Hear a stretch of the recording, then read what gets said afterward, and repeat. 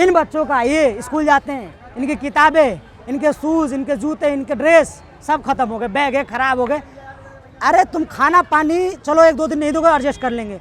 किताब प्रोवाइड कर सकते हो, सरकार तुम्हारी है, जूते ला के दे सकते हो, ड्रेस दे सकते हो, इतना तो पैसा होगा, इतना भी पैसा ना है।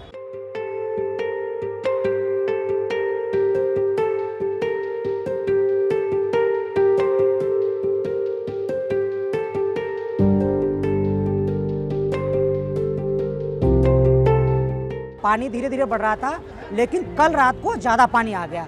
ज़्यादा पानी आने की वजह से लोगों में अफरा तफरी मच गया, जिसकी वजह से लोग अचानक, जो लोग ये सोच के रहते कि पानी घट जाएगा, लेकिन ज़्यादा आने की वजह से लोग अचानक निकल के आए। लेकिन सरकार को पहले ही था कि पानी आएगा, उसके हिसाब से व्यवस्था करनी चाहिए। लेकिन यहाँ सरकार इतनी लापरवाह है, और यहाँ के जो सांसद, विधायक और निगम पार्षद हैं, वो इतने लापरवाह हैं कि उनको मालूम है, यहाँ का पूरा बायोडाटा मालूम कि यहाँ इतने लोग रहते हैं, 4000 वोटर आईडी है, उनके हिसाब से उनको व्यवस्था करनी चाहिए ना। कि यहाँ मालूम है कि वोट पड़ता है, 4000 लोग हैं, तो उनके हिसाब से टैंकर, उनके हिसाब से टेंट, उनके हिसाब से खाना लाना चाहिए। लेकिन अब ये कहने की, लेकिन नहीं ला पाए, असमर्थ हैं।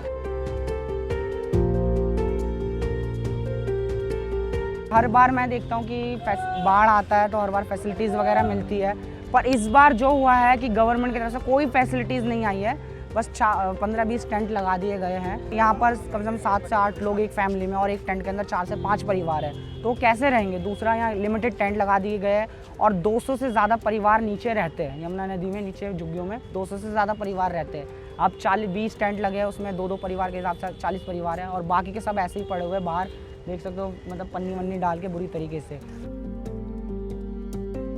माननीय प्रधानमंत्री नरेंद्र मोदी ने भी बोला था कि जहाँ झुग्गी वहाँ मकान, लेकिन हमें मकान तो छोड़िए, यहाँ खाना पानी भी नसीब नहीं हो रहा है। ये व्यवस्था है, ये उनकी डबल इंजन की सरकार है, ये यहाँ के विधायक हैं, ये यहाँ के निगम पार्षद हैं।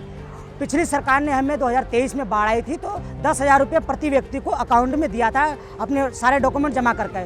हम इस सरकार से निवेदन करते हैं कि क्या सरकार समक्ष है इतना पैसा इतने लोगों को देने के लिए, क्या 10,000 की मदद राशि बाढ़ पीड़ितों के रूप में दी जाए, क्योंकि उनका फसल नुकसान हुआ, उनके पशु, उनके सब्जी, उनके जो भी बच्चे हैं, उनको बहुत परेशानी हुई। तो क्या मुआवजे के रूप में, एक सहायता आर्थिक मदद के रूप में ये हमें मुआवजा दिया जाएगा? ये सरकार से हमारा निवेदन भी है, और एक उनको मैसेज है, क्या दे सकती है सरकार?